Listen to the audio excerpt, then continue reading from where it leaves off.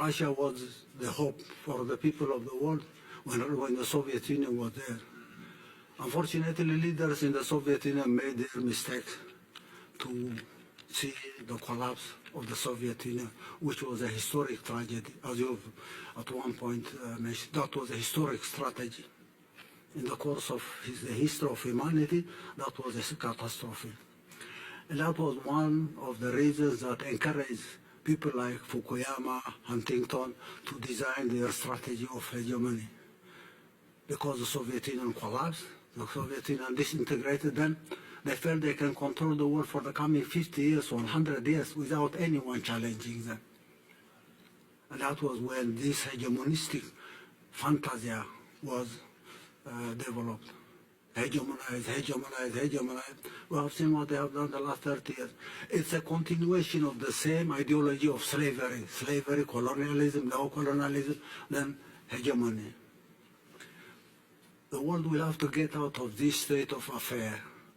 We are at a crossroads. We believe we are in a transition to a new world order.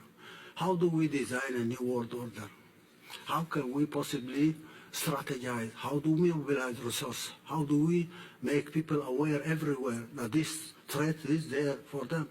And they get out of this so that they can enjoy their liberty, their freedom, their development without this hegemonistic idea. So I think this issue will have to be exhaustively addressed, and we need to come up with concrete plans. We will be making a modest contribution, but we have the idea that this, say, the Russia-Africa partnership is one part of the bigger global partnership that will have to be developed. And Russia will have to take the lead because Russia has been targeted and is still targeted. They might dream of using the war in Ukraine now to weaken Russia and probably dream about the same event happening. The collapse of Russia will be a big advantage for them. It's a dream. They're now spending trillions and trillions by printing money to run the show in Ukraine. This will have to end at one point in time, and we need to look beyond that.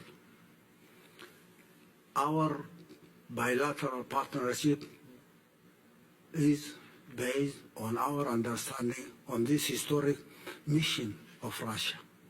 Russia has a historic mission to play on behalf of everybody in the world.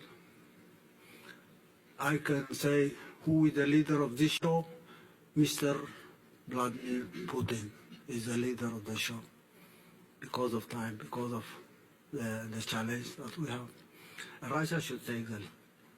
I'm not flattering anyone. I'm not doing any favor to you. I say this is a global challenge, and we have to this global challenge by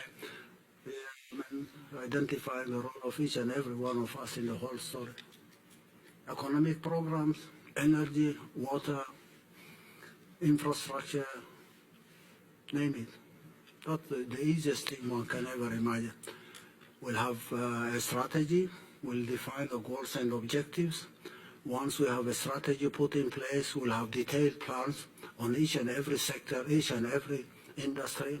We'll mobilize resources for implementing those programs, and we will see that implementing those programs will change the life of everybody in Africa, Asia, Latin America, even Europe and the United States. So our detailed plans for sectoral programs is ready. On each and every sector, we have our own strategic plan. Since